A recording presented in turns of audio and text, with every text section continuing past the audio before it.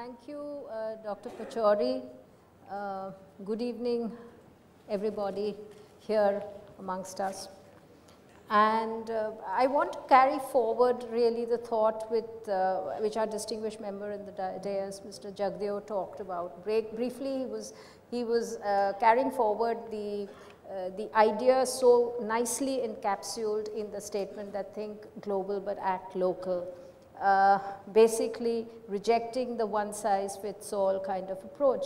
And this is particularly timely given that India has made a voluntary commitment that it will work towards reducing emissions intensity of its GDP by 20 to 25% by 2020 from the 2005 levels. Now obviously it has to be a national effort, but individual states will have to contribute to it. Some of the action commitments which follow from this, I think not all will fit into as strongly in the Himachal context. For instance, there is a focus on fuel mix alteration, which as far as Himachal is concerned, we have essentially been a hydro-based state, and we will continue to do so, and all thermal and coal-based projects, for instance, are in the red list. Basically, you have no thermal projects in Himachal. We would like to focus on some of the demand side initiatives based on fuel efficiency, priming up the fuel efficiency to a large extent, to regulate, to introduce energy efficient gadgetry and so on. We also have a big strength in terms of forest cover, and our aim should be to increase the forest cover, to densify the forest cover, to improve the quality of the forest cover so that we can sequester the maximum amount of emissions, and also possibly work towards increasing the share of renewables, particularly small hydro and solar. Though I must here add a caveat that within Himachal itself there is an internal debate happening as to whether small hydro is at all environment friendly as it had initially thought to have been.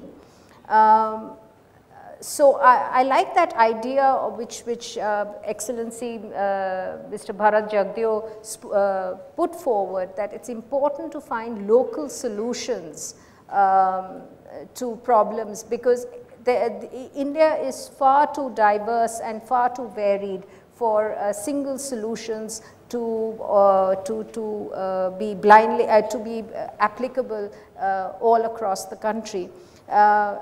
Towards this, since the GGGI is already thinking in those terms, I think there will be a complete meeting of minds as far as this is concerned. We look very much forward to the three-way collaboration that is on the cards between GGGI, TERI and the state of Himachal Pradesh, and we hope that we will be able to work particularly in the assessment of watershed management services in the rural sector, recognizing that 90% of Himachal is actually the people are residing in the rural areas. Essentially, again, like Punjab, an agricultural state, only 10% of our people in urban live in the urban areas. But in as much as we are concentrating on and identified Shimla as a core city,